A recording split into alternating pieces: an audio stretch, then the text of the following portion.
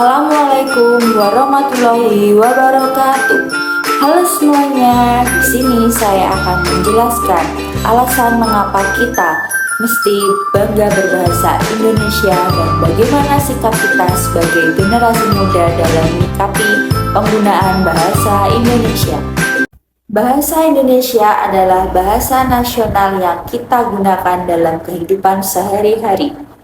Bahasa Indonesia disahkan sebagai bahasa persatuan pada Sumpah Pemuda di tanggal 28 Oktober 1928 dan selanjutnya ditetapkan sebagai bahasa nasional pada 18 Agustus 1945 setelah proklamasi kemerdekaan. Selanjutnya, ada beberapa fakta yang perlu kita semua ketahui tentang bahasa Indonesia. Yang pertama, bahasa Indonesia sebagai alat penyatu berbagai suku dan bangsa. Yang kedua, bahasa Indonesia sebagai alat penghubung antar daerah dan kebudayaan. Tidak hanya itu, bahasa Indonesia juga sebagai alat penghubung pada tingkat nasional. Yang ketiga, Vietnam menjadikan bahasa Indonesia sebagai bahasa resmi yang diresmikan sejak Desember 2007.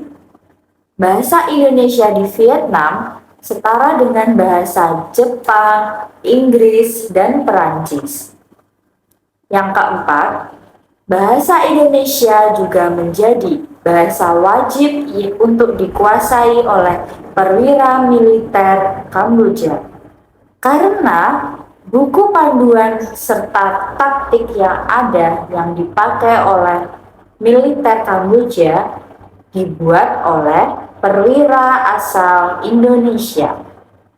Dan yang kelima, bahasa Indonesia juga resmi digunakan dan diajarkan di institut pendidikan di dunia, terutama ada di Australia, Belanda, Jepang, Korea Selatan, Timor Leste, Vietnam, Taiwan, Amerika Serikat, dan di Inggris.